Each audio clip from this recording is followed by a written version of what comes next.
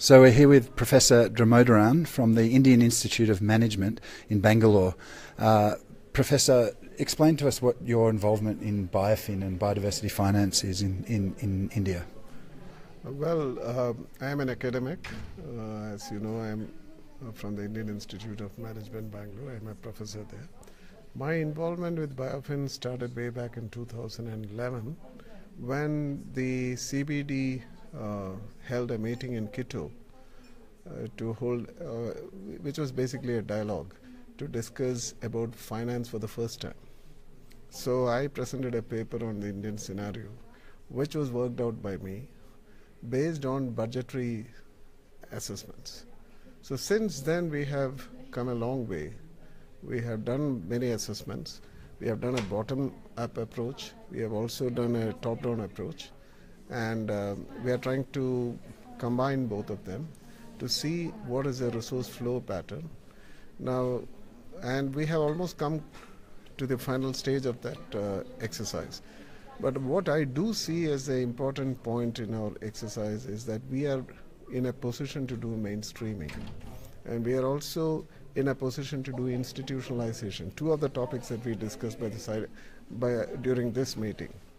So these are the two important contributions that we see as of today.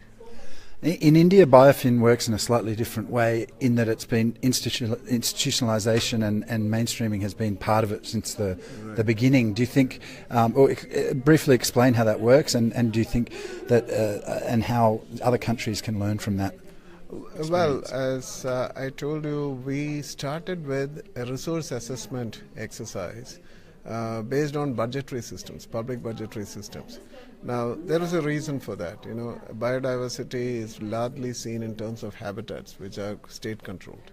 Now, if those habitats are state-controlled and most of the money, the financial resources flow from the governments to these habitats, it is only logical that we start with public finances and the budgeting process.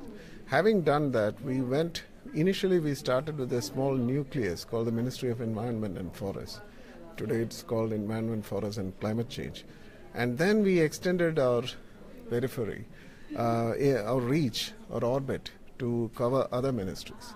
Now this gave us a very good idea of which are the potential schemes which are biodiversity relevant and how they can be leveraged to contribute to the biodiversity process.